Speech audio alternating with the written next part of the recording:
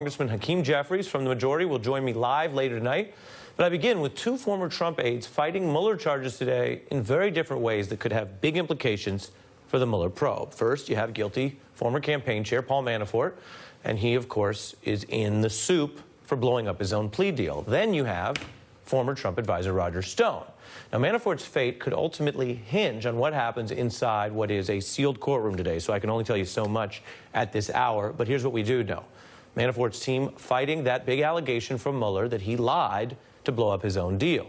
Now, they allege Mueller just hasn't substantiated the burden of proof to show Manafort lied in the key things, the interviews or grand jury appearances. Mueller says Manafort lied about these ongoing contacts with someone linked to Russian intel. Now, in the new filing, Manafort admits to talking with, guess who? Russian political operative Konstantin Kilimnik. And the Washington Post has this inconvenient report. Mueller eyeing a 2016 dinner meeting Manafort had with that same person. Where else but at a private cigar room in fancy Manhattan. And it ended with Manafort, this gentleman, Kilimnik, and guess who? Rick Gates, leaving through separate doors.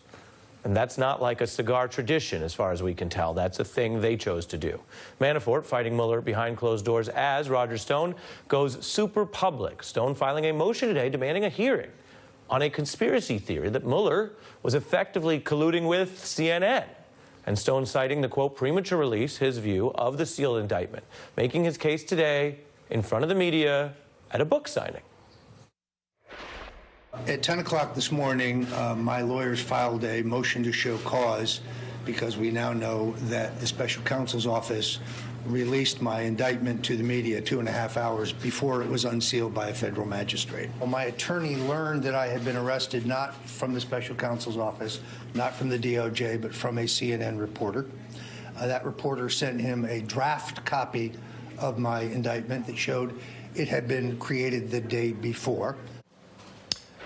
We are also seeing Stone take the fight to Mueller unlike anyone else. Something we fact-checked recently with law enforcement experts is the video on your screen leaked by none other than Roger Stone to Sinclair. You're looking at him wearing a T-shirt on the morning of his arrest that says Roger Stone did nothing wrong as FBI agents march him back into his house before further proceedings. That's the kind of visual you'll only get from Roger Stone being indicted.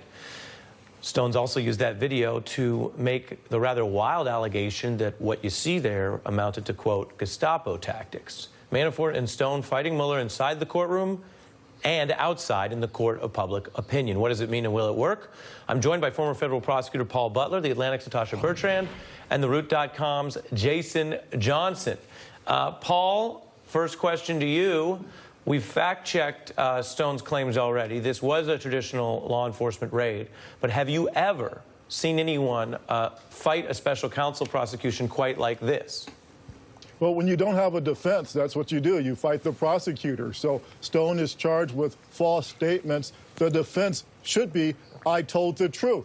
He can't use that as a defense, apparently, and so he's attacking the media, he's attacking the prosecutor's techniques. Now, honestly, I thought that having those 29 agents and those 19 or 12 squad cars serve the warrant, the arrest warrant, I thought that was a little extra, but that's kind of the norm. Well, when you say extra, let's get into that. We had law enforcement experts on over the week who said that while it may look scary and some people may find it unfair, that is how they roll. In other words, that is the way these morning raids work.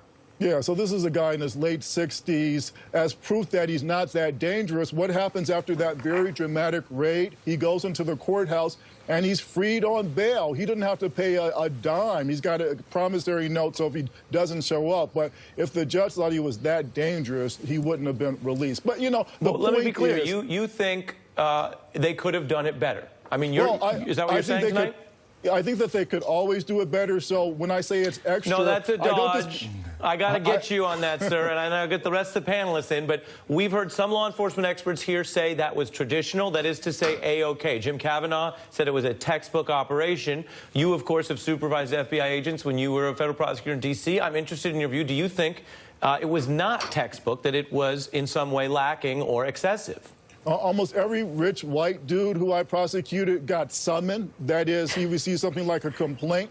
and he got to come to court that way. So extra is unfortunately often the norm. Again, I think it's when prosecutors want to send a message. Welcome to the criminal justice system, Mr. Stone. If you don't like this at this point where you're presumed innocent, imagine how much worse it's going to be if you get convicted. So you might want to consider making a deal. Interesting. No, and we appreciate your independent view of it for that reason. Jason Johnson, your view not as a legal expert, but in the whole pyrotechnics of this, which is what you get when you go at Roger Stone. This was a classic kick in the door, waving the 4-4 moment. Yes.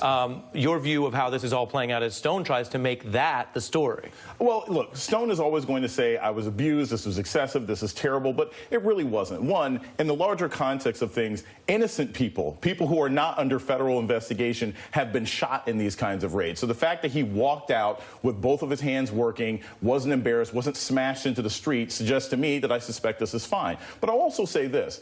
Yeah, as Mr. Butler said, he's a 60-year-old man. This isn't Lex Luthor. I don't think you need 26 cops to bring this guy in. Now, perhaps, and I'm not a federal prosecutor, that's part of why you do it, because you do want to intimidate people, because you do want to frighten future people to say, if you don't want 26 police officers, FBI agents coming in and doing this, then maybe you should comply and maybe you should come forward on your own. Natasha, take a listen to Roger's side of the story here in a new statement. The argument made by the judge is that my defending myself in public and exercising my First Amendment rights had the potential to taint the jury pool. I would argue that this kind of media manipulation has the potential to taint a jury pool. My greatest concern, of course, is that if I am gagged, it makes it difficult for me to tell people to go to stonedefensefund.com. Natasha?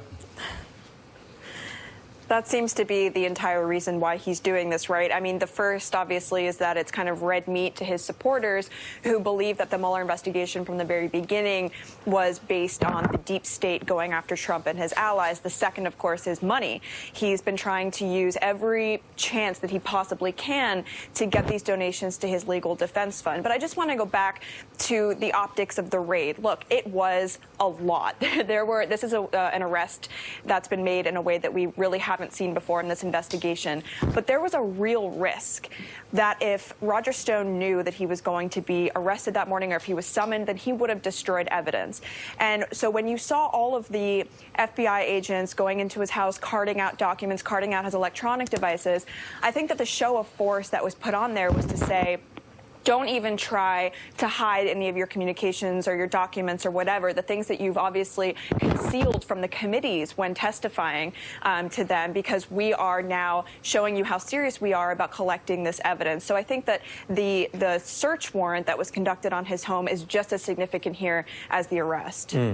Paul, the other thing that's in the Stone indictment that viewers of The Beat may recognize is the one Mueller prosecutor who is name-checked by Trump defenders more than any other is Andrew Weissman. Reading from the new complaint where they talk about a potential leak or an alleged leak, they say metadata, so basically computer fingerprints on this draft indictment, show it came from a, quote, AAW author.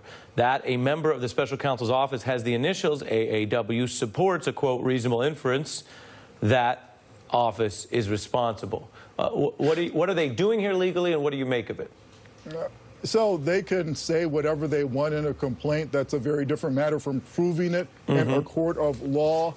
You know, the media, legal analysts, we would love it if the Mueller team leaked. They never do. So it would be really strange to think that they let some cable news network know about the indictment before it was publicly available. They haven't done that in other circumstances. So, again, I doubt that if it were even leaked, it was probably just good reporting, good sleuthing on the part of the reporter who showed up at his house at the time that the raid happened. But so far, we haven't seen any evidence other than just this bald statement that the indictment was leaked. Your view of that part, Natasha?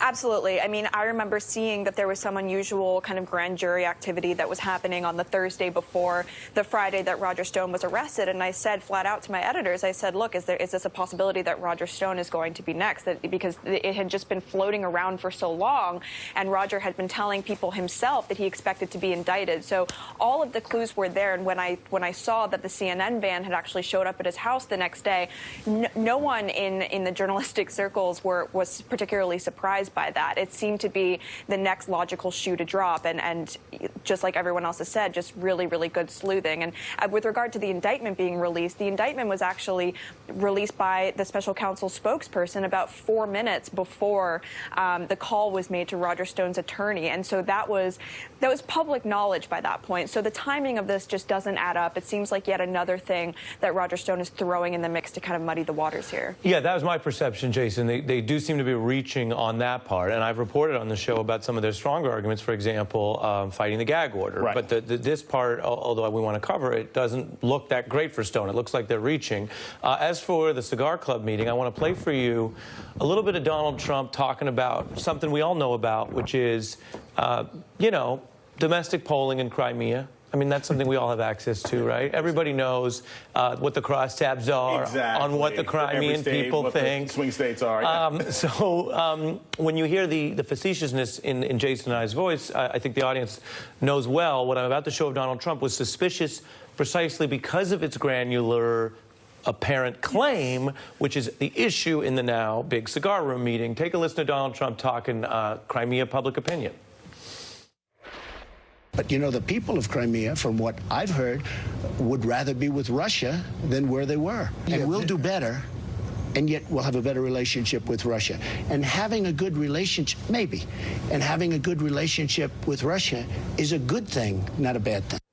I try to take things seriously, but what have you heard about the people of Crimea? It's so clear. If you want to talk about collusion, basically you've got Manafort saying, Constantine, meet me in the club. I got what you need. I mean, that's pretty much what happened. Can I get a little VI? Yeah, exactly. I mean, there was a point at which this insider information had to have gotten to the Russians or somebody in intelligence, and Manafort seems like the most likely person. When you leave through separate doors, it suggests to me that what you exchange isn't something that you want people to connect to the other guy. Yeah, I love the separate door thing. I mean, Natasha, you remember DMX famously said, sometimes you come through the front door, but you're leaving out the side door. But he never said you take two different exits from the Russian asset that you're working with. That's not a quote I'm aware of anyway. And so, again, I want to be very fair. None of that means that it's evidence that Donald Trump personally conspired with a foreign power to break the law, which is the Mueller question. But it surely looks like some people around him in positions in charge of the campaign were up to no good. Right. I don't remember that particular DMX line, but I'll take your word for it. Yeah, I think the biggest question, obviously, is why they continue to lie about these interactions, and I think that that's what Mueller's team is really homing in on here. When Manafort broke his cooperation deal, it was partly because he was not completely forthcoming about this meeting that he had in New York with Rick Gates, who, of course, now is cooperating and probably disclosed the full extent of this meeting, and Konstantin Kolipnik. So the question also of whether or not they were kind of conspiring to lift sanctions on Russia in order to bring peace to Ukraine, that, of course, goes to, as Andrew Weissman said, the heart of the Mueller investigation. So an awareness of that on Manafort's part might prompt him to want to mislead about it, as Andrew Weissman said, perhaps in an effort to get a pardon from the president, which would also kind of signal an awareness on the president's part that this was perhaps not something that he should be disclosing to the special counsel. Right, and that's a big hanging question. If they floated that out there. If they have more on that, the idea of a pardon exchange to cover up Russia stuff, that would be a whole new explosive chapter. And Ari, we're not there yet. quick, I got to fit in a break, so real quick. Okay, yeah, so why would Paul Manafort lie? He got a sweet deal from Mueller. He was convicted of 8 counts, pled guilty to 2 more. He was looking to spend the rest of his life in prison. If he's lying, he's avoiding the cooperation agreement. Paul Manafort is helping Donald Trump a lot more than he's helping Paul Manafort with this alleged lie. And that's what the Mueller folks seem to be alleging here. We'll learn what comes out of that very secretive court process soon. Paul Butler, Natasha Bertrand, and Jason Johnson, thanks to each of you. Coming up, I'm going to dig into Donald Trump's problems as a deal maker with someone who knows them from the inside. I'm going to talk to a former Trump exec who actually ran a casino in Atlantic City for him. Then later, I want to tell you tonight why Susan Collins has gotten caught in a huge, fake, moderate scheme that you need to know about. It involves Justice Kavanaugh. Also, later, I'll be joined by Congressman Hakeem Jeffries on new investigations the Democrats say they're launching into Trump, plus a millionaire who says it's time for people like him, people of means, people like us, as the talking heads used to say, to be taxed a whole lot more. I'm Ari Melber, you're watching The Beat.